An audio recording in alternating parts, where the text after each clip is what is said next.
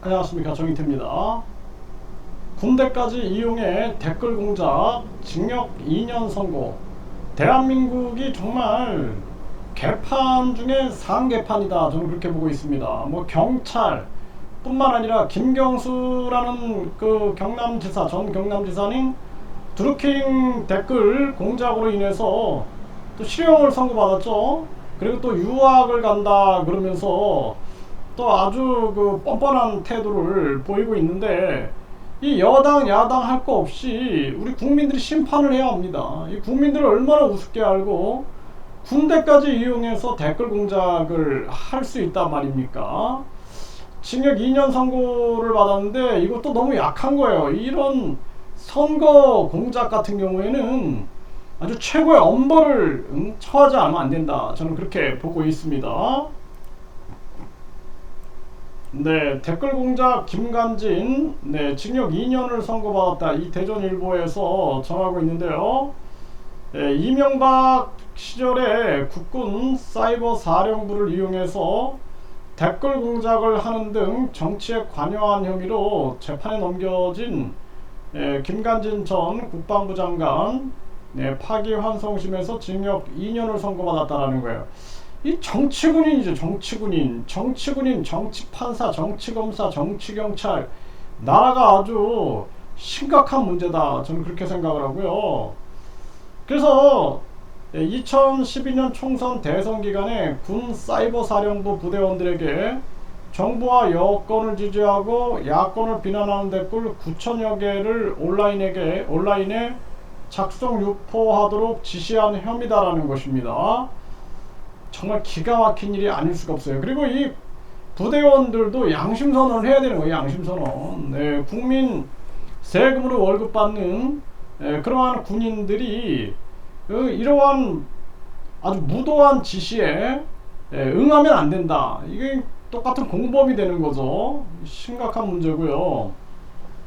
네, MB 시절 댓글 공작 혐의 김관진, 실형이 선고됐다. 참 안타까운 일입니다. 난 이 김관진이라는 사람을 멋진 군인으로 생각을 했는데 이건 완전히 정치군인이 아니었는가. 참 대한민국의 한심한 현실이다, 저는 그렇게 보고 있고요. 네, 이 김경수 같은 경우에도 이거 문재인 지지하고 막 이랬던 인물이죠. 근데 이 드루킹 댓글 조작 사건, 그래서 포털 뉴스 댓글 서비스에 대한 업무 방해를 한 혐의로 유죄가 확정됐죠. 근데 뭐 또 영국 유학기를 오른다. 참 기가 막힙니다. 우리 국민 수준이 기가 막힌 거예요.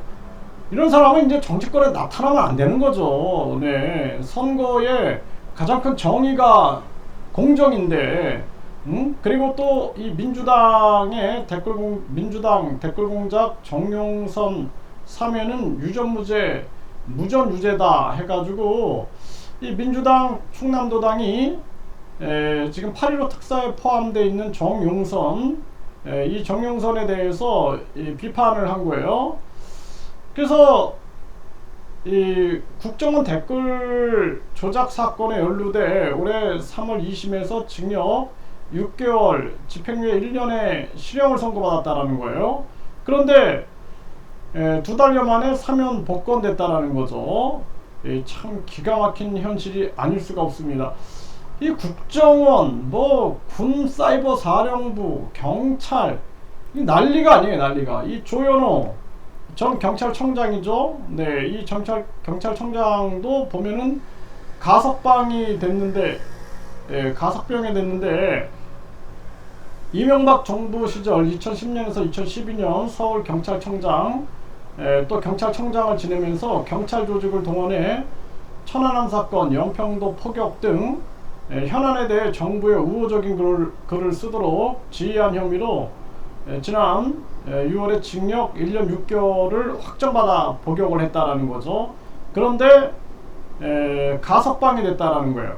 이런 가석방이 되면 안 되는 거죠. 이런 사람들은 경찰, 국정원, 지금 뭐 정치인 뿐만 아니라 또 여기에다가 군 사령부까지, 이게 대한민국의 선거를 우리가 신뢰할 수 있는가? 정말 심각한 문제가 아닐 수가 없다. 참 답답한 일이 아닐 수가 없어요. 그래서 우리가 사전선거를 폐지하고 그리고 투표한 곳에서 그 자리에서 개표하는 그리고 전자개표를 금지하는 그러한 이 선거의 바른 진행을 만들어내지 않으면 안 된다. 이건 뭐 하나에서 10가지 부정이니 이 나라를 믿을 수 있습니까? 심각한 대한민국의 현실입니다.